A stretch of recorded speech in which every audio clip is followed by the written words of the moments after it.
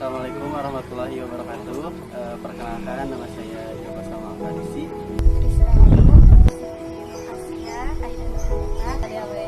Rasid, saya di sini sebagai pelajar. Saya itu ingin bisa masak, bisa memasarkan, Untuk mengembangkan bakat-bakat di bidang kewirausahaan.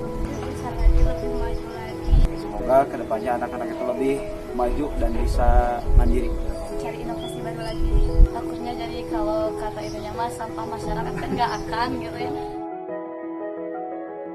Assalamualaikum warahmatullahi wabarakatuh. Nama saya Dadang Soliha. Saya adalah salah satu pengurus Yayasan Lentera Ikhlas Pondok Yatim dan Duafa Khairul Ummah. Didirikan tahun 2009 yang lalu.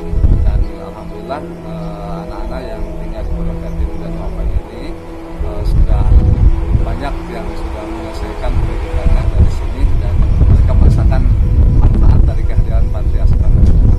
Mengapa saya mendirikan panti asuhan Khairul Ummah? Awalnya saya mendirikan mencari lahan untuk rumah pribadi dan keluarga, dan ternyata saya sering melihat anak-anak usia sekolah banyak yang bermain bergerombol di waktu-waktu sekolah karena di sini nggak ada sekolah, jauh katanya, sehingga masyarakat sekitar sini tidak mampu menjangkau pendidikan ke tingkat berikutnya setelah lamar SD, sehingga kami berpikir lahan itu yang tadinya untuk rumah maka kami jadikan untuk sekolah, yaitu tempatnya kita berikan madrasah sanawiyah setingkat SMP.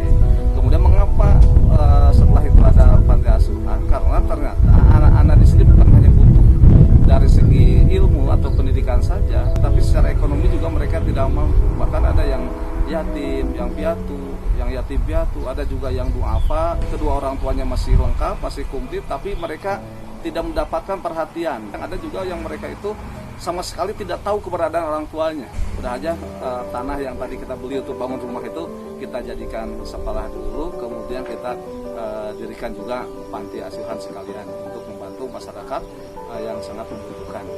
Anak-anak yang bisa belajar di panti ini itu kita programnya sampai tamat SMA. Mereka di SMP 3 tahun, kemudian di tingkat SMA-nya 3 tahun. Setelah 4 SMA ya kita lepas kembali kepada masyarakat. Ada yang kita ambil untuk bisa bantu di sini dan kita kuliahkan. Selama kuliah itu juga mereka bisa membimbing adik-adiknya di sini. Dalam kehidupan sehari-hari kita sering menemukan ada anak yang sakit, penyakitnya mungkin bawaan dari sebelum masuk ke sini. Dari resikonya mungkin ya kita harus menanggung semua biaya itu.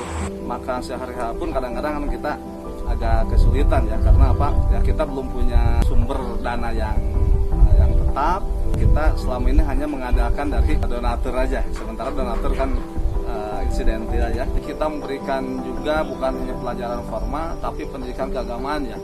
Diharapkan akhlaknya menjadi lebih bagus, bukan hanya pintar secara intelektual, tapi keimanan juga meningkat, sehingga ketika mereka selesai dari sini bisa kembali ke masyarakat dan mereka itu betul-betul dibutuhkan oleh masyarakat, baik keilmuannya maupun perilakunya menjadi teladan dalam masyarakat.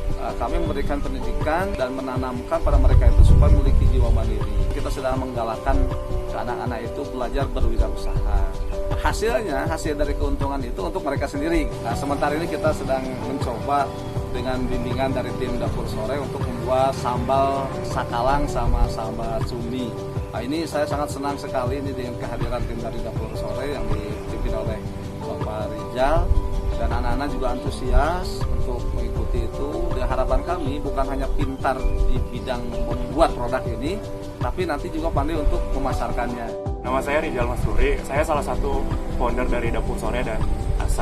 Dapur Sore itu wirausaha sosial yang tujuan awalnya memang pengen mengangkat sebuah masalah sosial menjadi sebuah bisnis gitu. Dan Dapur Sore bekerja sama dengan Panti Asuhan Khairul Ummah. Kita lagi developing suatu program namanya ASA. Jadi ASA itu mengajak anak-anak yatim piatu yang di panti asuhan untuk berwirausaha.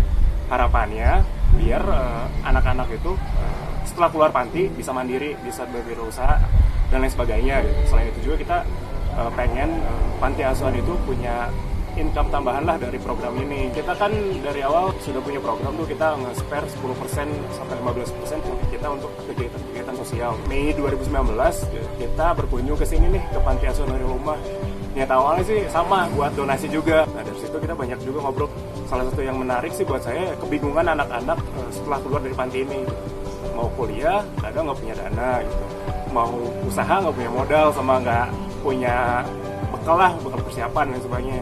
Apa kita nggak spare 10-15% itu buat kegiatan ini dari keuntungan dapur sore gitu. Setelah setahun berjalan, kita ya bisalah ngumpulin modal itu, kita mulailah bikin asa. Tadi asa itu ya tujuannya pengen ngajak anak panti asuhan itu biar bisa mandiri, biar bisa berwirausaha, biar mindset mereka tuh berubahlah buat bisa berwirausaha, nambah income buat operasional panti.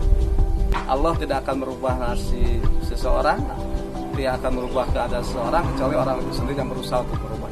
Dan saya selalu sampaikan pada anak-anak jangan berkecil hati, jangan minder tinggal di sini, karena suatu saat kalian akan menjadi orang besar.